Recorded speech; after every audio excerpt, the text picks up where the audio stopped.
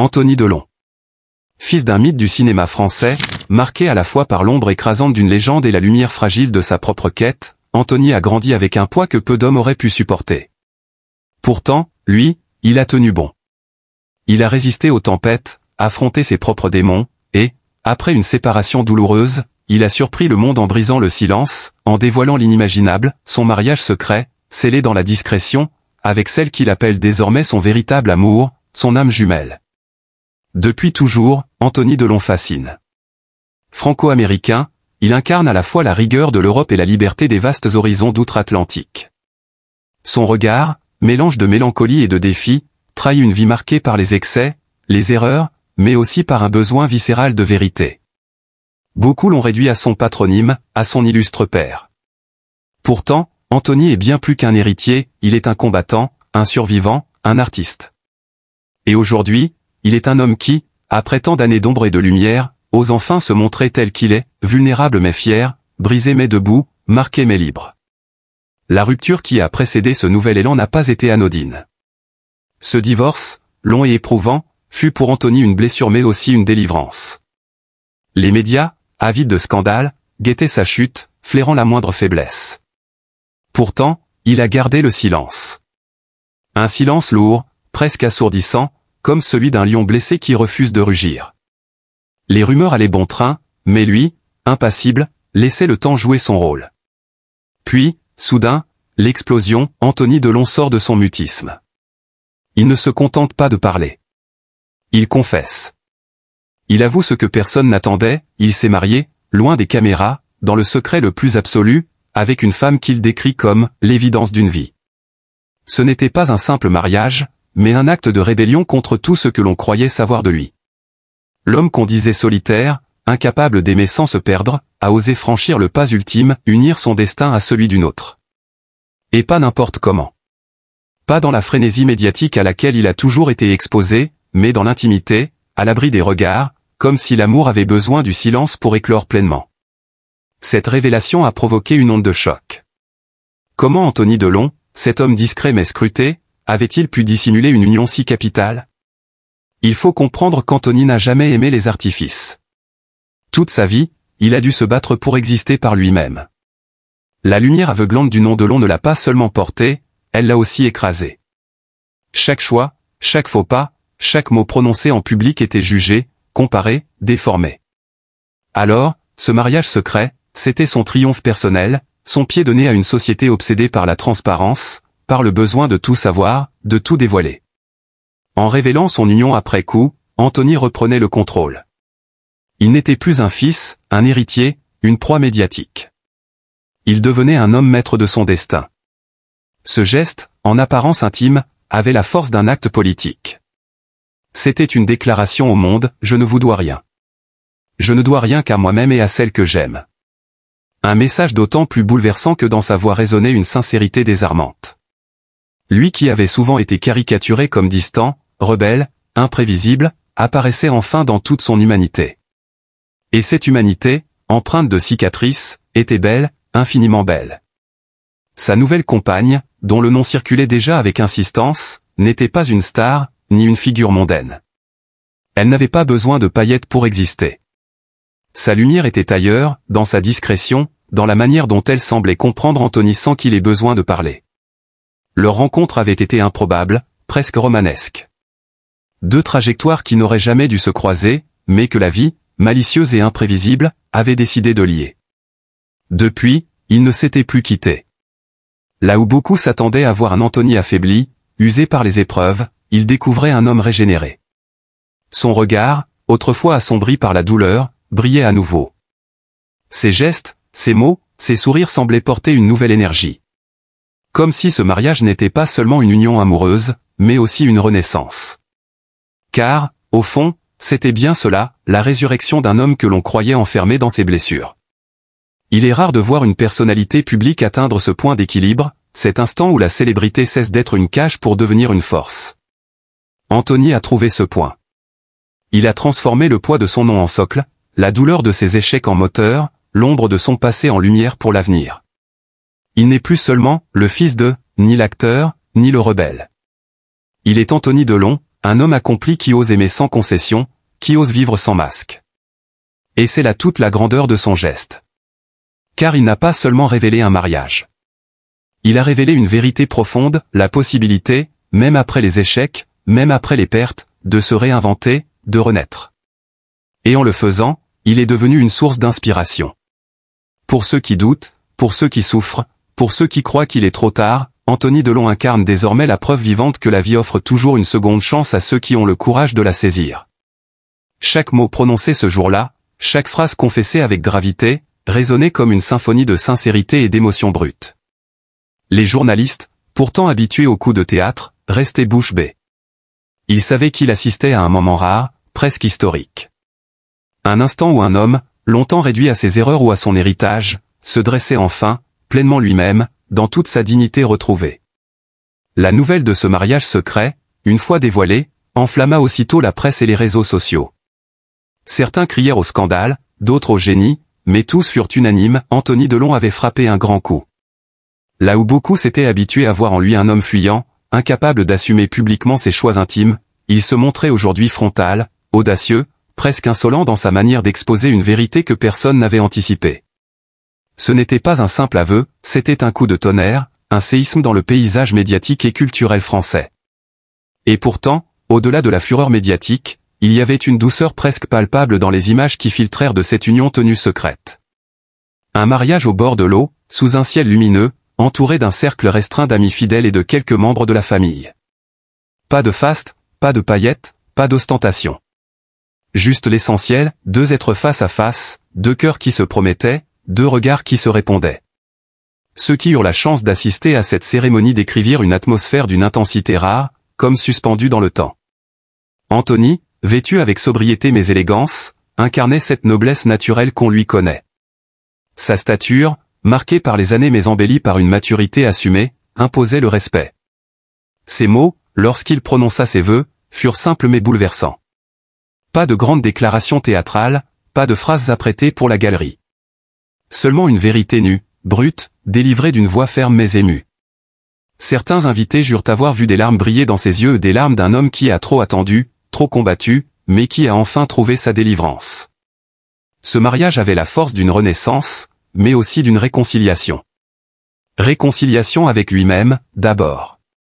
Car Anthony, toute sa vie, avait été en lutte, contre les attentes du public, contre l'image de son père, contre ses propres excès. Là, à cet instant, il cessait de se battre. Il acceptait.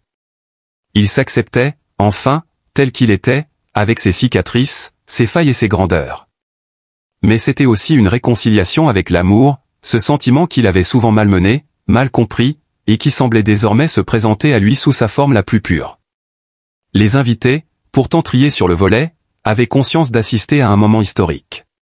Ils savaient que cette union ne serait pas seulement une anecdote dans la vie d'un homme public, mais un tournant majeur dans l'histoire personnelle d'Anthony Delon.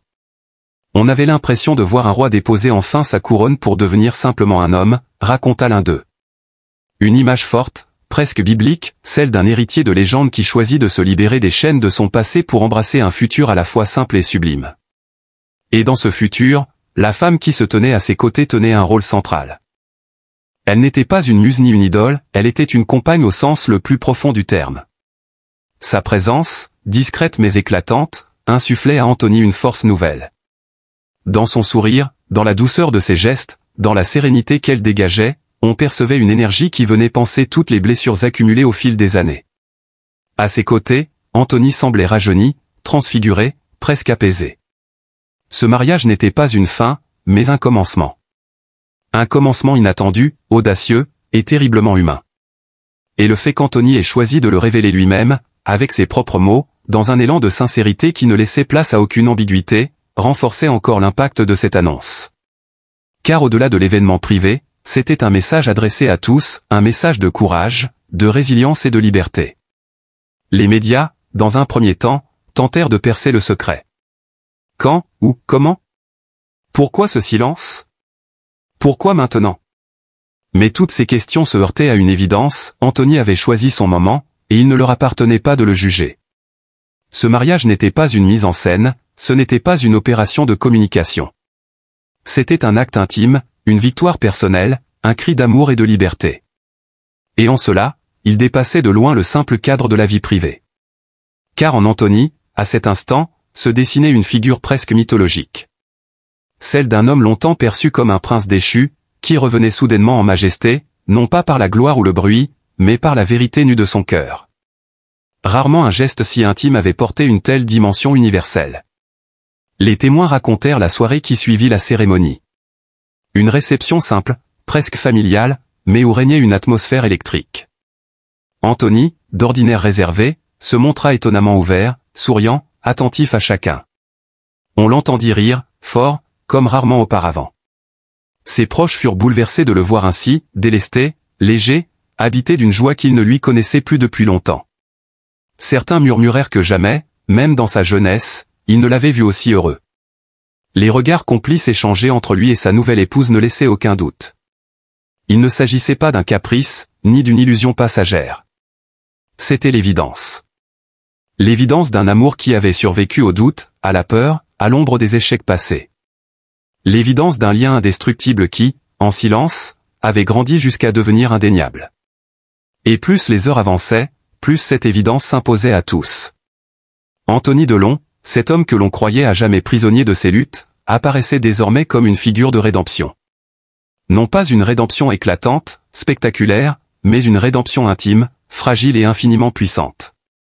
Les murmures de la nuit s'éteignirent peu à peu, mais une certitude restait suspendue dans l'air, quelque chose venait de basculer. Pas seulement dans la vie d'Antony Delon, mais aussi dans le regard que le monde portait sur lui. Lorsqu'il évoque sa famille, ses mots sont souvent empreints d'une gravité qui trahit la mélancolie d'un fils, d'un frère, d'un père en perpétuelle recherche de repères. L'ombre paternelle, gigantesque et omniprésente, a toujours pesé sur lui comme une montagne impossible à franchir. Derrière les gestes d'affection se cachaient aussi des absences, des colères, des incompréhensions qui ont nourri un sentiment d'inachevé, une douleur qu'aucune réussite personnelle n'a jamais réussi à apaiser. Sa relation avec ses proches a toujours été tissée de fils fragiles, parfois lumineux, parfois rugueux au point de blesser, et dans ce tissu déchiré se loge la plus grande partie de sa tristesse. À cela s'ajoute la question de la santé, celle du corps qui faiblit, celle de l'esprit qui vacille. Chaque douleur physique réveille en lui l'angoisse de la fragilité, la conscience aiguë que le temps ne lui appartient pas. Ses nuits sont longues, parfois hantées par la peur du lendemain, parfois par les échos du passé. Les médecins, les diagnostics, les traitements, tous ces moments où l'on se retrouve seul face à sa chair qui trahit, lui rappellent combien la vie peut être cruelle dans sa lenteur à nous user. Son corps, autrefois symbole de force et de jeunesse, est devenu le théâtre de ses inquiétudes les plus profondes. Il y a aussi ce silence, ce vide qui s'installe lorsqu'on rentre seul, que les murs paraissent plus froids, que le souffle résonne plus lourdement dans une pièce trop grande. Après son divorce, ce vide est devenu plus pesant encore, presque insoutenable. Certes, il a tenté de le combler par de nouvelles relations, par un mariage qu'il a récemment osé avouer, mais derrière cette confession, il reste la trace d'une solitude ancienne, enracinée. La perte d'une stabilité familiale, la fragilité des liens, la peur de reproduire les mêmes schémas douloureux, tout cela l'enveloppe comme une ombre qu'aucune lumière nouvelle ne peut totalement dissiper. Le poids des souvenirs s'ajoute à cette mélancolie. Chaque événement passé, chaque sourire perdu, chaque regard qui n'existe plus, tout cela revient frapper sa mémoire comme une vague incessante. Il pense à ceux qui ne sont plus là, aux paroles qu'il n'a pas dites, aux gestes qu'il n'a pas faits. Il se sent parfois prisonnier de ce passé, incapable de s'en détacher sans craindre de trahir ceux qu'il a aimés. Cette fidélité à la douleur, cette loyauté silencieuse envers les absents, accentue encore sa tristesse et le maintient dans une zone grise où ni l'oubli ni la paix ne semblent possibles. L'inquiétude pour ses proches, pour ses enfants, pour l'avenir de ceux qui portent aussi le fardeau de ce nom, le hante jour après jour. Il craint de transmettre cette même fragilité, cette même solitude, comme un héritage empoisonné. Ses regards se perdent parfois dans le vide, hantés par l'idée que, malgré ses efforts, il ne parviendra jamais à protéger ceux qu'il aime de la douleur qui l'habite. L'amour qu'il ressent pour eux se mêle à une peur profonde, celle de les perdre, ou pire encore, celle d'être la cause involontaire de leur souffrance. La santé, elle, reste un spectre omniprésent. Chaque malaise, chaque faiblesse devient une alerte, une menace invisible qui ronge la sérénité. Il a appris à sourire malgré la fatigue, à parler malgré la douleur, à cacher ses inquiétudes pour ne pas inquiéter davantage ceux qui l'entourent. Mais dans son intimité, lorsqu'il se retrouve face à lui-même, il ne peut ignorer ces signaux, ces rappels constants de sa vulnérabilité. L'angoisse de la maladie, de la déchéance physique, s'installe en lui comme une compagne indésirable dont il n'arrive pas à se détacher. Et puis il y a cette image publique, ce rôle qu'il doit jouer malgré tout. Le fils de l'acteur, l'homme connu. Mais derrière le rideau, il y a cet être qui doute, qui souffre, qui vacille. La contradiction entre ce que l'on attend de lui et ce qu'il ressent réellement nourrit une souffrance silencieuse, presque impossible à partager. Il se sent parfois étranger à lui-même, écartelé entre ce qu'il montre et ce qu'il vit. Ce décalage creuse encore plus profondément son sentiment de solitude. Chaque tentative de reconstruire une vie affective semble entachée par ces fantômes familiaux, par cette santé chancelante, par cette peur de l'échec. Même lorsqu'il parle de son nouveau mariage, ses yeux laissent entrevoir un voile de tristesse, comme si cette joie déclarée ne suffisait pas à apaiser l'orage intérieur. Ce paradoxe, cette incapacité à savourer pleinement le bonheur par crainte de le voir s'effondrer, est l'une des blessures les plus cruelles qu'il porte en lui. Il se retrouve ainsi, encore et toujours, à lutter contre cette mélancolie qui l'étouffe par moments. Ses pas résonnent dans le silence, ses pensées tournent en boucle autour de cette famille éclatée, de ce corps fragile, de cette vie dont il sent les failles plus que les promesses. Les souvenirs de son enfance, les fractures de son passé, les douleurs de son présent se mélangent en un tout indissociable, comme un poids qu'il traîne jour après jour, sans véritable répit. Son quotidien est marqué par une sensation d'étouffement, comme si chaque respiration lui rappelait la fragilité de son existence. Le temps ne lui fait plus de cadeaux, il en est douloureusement conscient. Les rides, les douleurs sourdes au réveil, les insomnies qui se prolongent jusqu'à l'aube, tout cela compose une musique lancinante qu'il ne peut plus ignorer. Même les gestes les plus simples, monter un escalier, s'habiller, préparer son café deviennent parfois des épreuves silencieuses. Et dans chacun de ces instants se cache un rappel cruel, le corps n'est pas éternel, il s'use, il s'effondre peu à peu, laissant place à une vulnérabilité qu'il n'aurait jamais imaginée dans sa jeunesse. La solitude, quant à elle, ronge comme une lame discrète mais constante. Après la séparation, chaque pièce de la maison a pris une dimension différente. Les murs semblent plus hauts, les fenêtres plus froides, les meubles plus lourds. La télévision allumée ne comble pas le silence, la musique non plus, au contraire, ces artifices soulignent encore davantage le vide laissé par l'absence d'une voix familière, d'un rire, d'un pas dans le couloir. Le soir, quand les lumières de la ville s'éteignent peu à peu, le poids de cette solitude devient presque insupportable. C'est à ces heures tardives que les souvenirs surgissent avec le plus de violence, rappelant ce qu'il a perdu, ce qui ne reviendra plus. Les blessures familiales s'invitent alors, implacables. Elles ne se résument pas à des disputes ou à des séparations, mais à une douleur plus sourde, celle de ne jamais avoir connu une stabilité durable, de voir toujours les liens s'effriter avec le temps.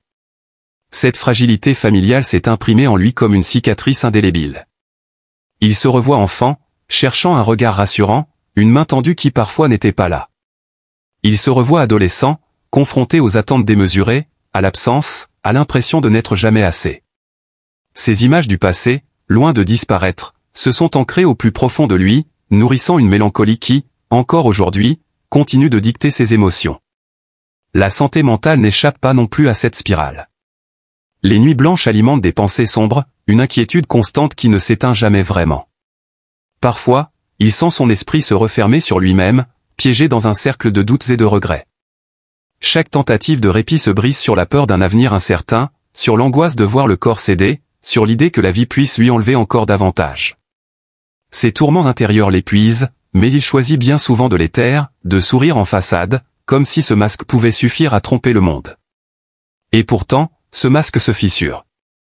Ses proches, ses amis, devinent parfois cette tristesse profonde qui transparaît dans son regard. Ses yeux, autrefois vifs et flamboyants, portent aujourd'hui une ombre permanente, comme s'ils reflétaient une tempête intérieure jamais apaisée. Cette contradiction entre l'image publique celle d'un homme fort, digne, héritier d'un nom illustre et la réalité intime celle d'un être fragile, marqué par la douleur accentue encore son désarroi. Car il se sent pris au piège, d'un côté, il doit honorer cette figure publique qui l'accompagne depuis toujours, de l'autre, il voudrait crier sa peine, avouer son épuisement, partager son besoin de réconfort. La révélation de son nouveau mariage, bien que sincère, s'inscrit elle aussi dans ce paradoxe. Car derrière l'aveu d'une union, derrière la promesse d'un avenir à deux, se cache toujours cette peur viscérale, peur de reproduire les mêmes erreurs, peur que la maladie vienne briser l'équilibre fragile, peur que le destin, encore une fois, lui arrache ce qu'il tente de construire. Même dans les instants de joie, une ombre subsiste, comme une brume qui empêche de voir le soleil dans toute sa clarté. À chaque repas partagé, à chaque éclat de rire, à chaque geste tendre, il ressent ce mélange d'émotions contradictoires, la gratitude d'être encore capable d'aimer, mais aussi la tristesse d'avoir perdu tant de choses en chemin. Cette dualité constante fatigue son esprit, le plonge dans une réflexion incessante sur ce qu'est réellement le bonheur, sur sa durée, sur sa fragilité. Et plus il s'interroge, plus il se rend compte qu'il est prisonnier de cette mélancolie qui l'empêche de savourer pleinement l'instant présent. Même ses enfants, source de joie et de fierté, deviennent parfois le miroir de ses inquiétudes les plus profondes. Chaque sourire d'eux, chaque réussite, le remplit de chaleur, mais en même temps réveille une peur tenace, celle de ne pas être assez fort pour les accompagner longtemps, celle de leur transmettre, malgré lui, ce sentiment de vide qu'il porte depuis si longtemps. Il voudrait leur offrir une stabilité, une force qu'il n'a jamais eue, mais il doute de sa capacité à rompre le cycle des blessures familiales. Il vit ainsi dans un équilibre précaire, entre espoir et désespoir, entre corps affaiblis et esprits tourmentés, entre désir d'avenir et poids du passé. Chaque journée commence avec cette même interrogation silencieuse, combien de temps encore pourra-t-il lutter contre ce sentiment d'effondrement intérieur? Il y a, dans cet aveu public, une force qui mérite l'attention, celle d'un homme qui n'a pas peur de se montrer vulnérable. Trop souvent, nous exigeons des personnalités connues qu'elles soient inébranlables, qu'elles tiennent un rôle de perfection que personne ne saurait incarner dans la vie réelle. Mais Anthony Delon, en partageant ce chapitre de sa vie, nous rappelle que la vraie grandeur ne réside pas dans l'absence de blessures, mais dans la capacité à les accepter, à les transcender et à tendre encore une fois la main vers l'amour. Il faut alors nous demander, qu'est-ce que cet aveu dit de nous, de nos propres existences? Il nous renvoie à nos propres fragilités, à nos propres pertes, à nos propres recommencements. Combien parmi nous ont connu la douleur d'une rupture, la désillusion d'un amour qui s'éteint, la solitude d'une maison vide?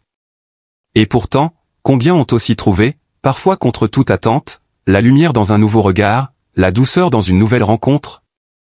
C'est à ce carrefour que se tient Anthony Delon, et son choix de partager son bonheur est aussi une invitation à la bienveillance collective. Nous vivons dans une société où la critique est facile, où chaque geste, chaque mot peut être jugé, décortiqué, moqué. Mais si nous choisissions un instant de changer de perspective? Si nous choisissions d'accueillir cette nouvelle avec tendresse plutôt qu'avec sarcasme? L'amour, qu'il naisse à 20 ans ou à 50, qu'il vienne après des épreuves ou au cœur d'un quotidien tranquille, est toujours une victoire sur l'isolement et la résignation. Il est une preuve que l'espoir ne s'éteint jamais complètement. En évoquant son mariage, Anthony Delon nous rappelle aussi l'importance des liens. Le mariage n'est pas seulement une cérémonie, c'est un engagement, un geste symbolique qui dit « Je choisis de croire encore en l'avenir, malgré les blessures du passé ». Dans ce choix, il y a une leçon universelle, rien n'est jamais définitivement brisé. L'humain est capable de se reconstruire, de réinventer sa vie, même après des fractures profondes. Cet exemple devrait nous inspirer à regarder nos proches avec davantage de compassion, à tendre la main à ceux qui se sentent écrasés par leurs échecs. L'histoire de ce mariage n'est pas seulement celle d'un homme et d'une femme. Elle est aussi celle de la réconciliation avec soi-même, du courage de ne pas se laisser enfermer dans une identité de victime. Combien de personnes, après un divorce, choisissent de se taire, de se replier sur elles-mêmes, de ne plus jamais prendre le risque d'aimer? Et pourtant, choisir d'aimer à nouveau est un acte de résistance contre la peur, un acte qui devrait être salué par chacun d'entre nous. Peut-être est-ce là la véritable invitation contenue dans ce récit, apprendre à aimer sans condition, à comprendre que derrière chaque décision se cache un chemin de souffrance, mais aussi de renaissance. Lorsque nous observons le parcours d'Anthony Delon, nous ne devons pas y voir seulement un fait médiatique, mais une occasion de réfléchir à nos propres vies. Quel jugement portons-nous trop vite? Combien de fois refusons-nous d'offrir notre empathie à ceux qui osent recommencer? Aimer et compatir ne devraient pas être des privilèges réservés à certains, mais une posture fondamentale face à l'existence. Lorsque nous voyons un homme se relever et tendre à nouveau vers la lumière, nous devons l'encourager. Car à travers lui, ce sont toutes les possibilités de renaissance humaine qui s'illustrent. Nous sommes appelés à élargir notre regard, à comprendre que le bonheur des autres ne diminue pas le nôtre, qu'au contraire, il peut l'enrichir. Dans le silence brisé d'Anthony Delon, il y a une voix qui nous parle à tous, une voix qui dit que le passé ne nous condamne pas, que la douleur peut se transformer, que la solitude n'est pas une fatalité. Cette voix appelle à la solidarité humaine, à la tendresse, à l'acceptation. Elle nous demande de poser un regard différent sur l'autre, de cultiver la bonté au lieu du jugement, l'écoute au lieu du mépris, l'ouverture au lieu de la fermeture. Non si tratta soltanto di un fatto mondano o di un gossip passeggero. Dietro questa confessione si nasconde un atto di coraggio, un invito universal a credere ancora nella mort, quando la vita sembra aversi già tolto tutto. Anthony Delon, con la sua scelta, si mostrace non esiste ferita tanto profonda da impedirsi di rinascere, non esiste perdita che possa cancellar per sempre la speranza. Il suo percorso diventa così una metafora per tutti coloro che si sentono spesati, soli, incapaci di rialzarsi, la mort, seppur fragile, può sempre tornare a illuminar l'oscurità. Guardando la sua storia, è impossibile non riflettere su quanto spesso siamo inclini al giudizio. Viviamo in un'epoca in cui le notizie viaggiano velocement, e dietro uno schermo si diventa tutti critici spietati. Eppure, se provassimo a osservar questo racconto con occhi più umani, vedremo un uomo che ha avuto il coraggio di non arrendersi, di rimettere in gioco il suo cuore, di credere che la vita possa ancora offrir qualcosa di prezioso. Non è forse questa una lezione che ciascuno di noi dovrebbe custodire? Il matrimonio, per Anthony Delon, non è solo un gesto simbolico. È la dimostrazione che, anche dopo un fallimento, si può ricominciare. È la celebrazione della resilienza umana, della capacità di non lasciarsi definire dagli errori, ma di trasformarli in punti di partenza.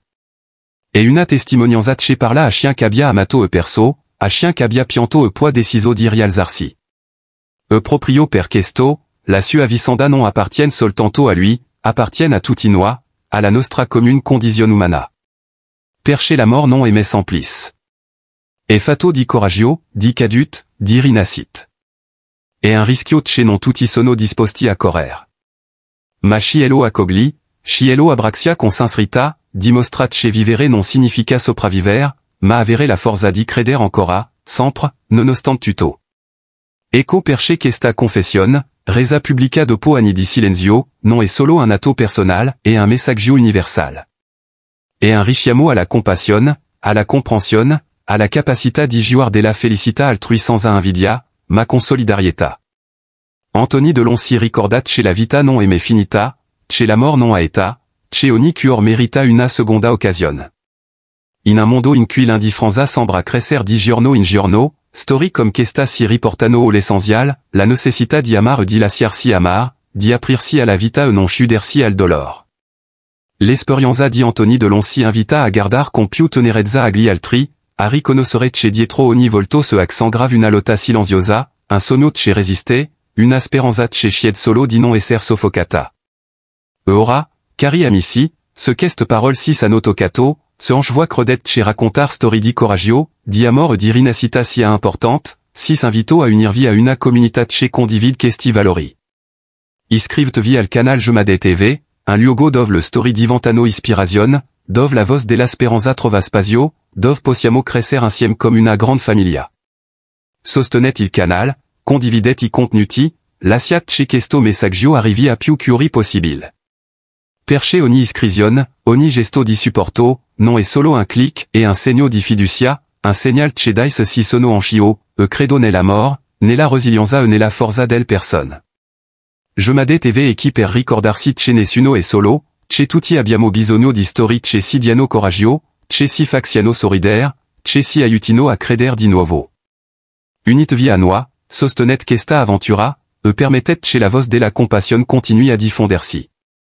Il futuro è fatto di cuori che battono insieme.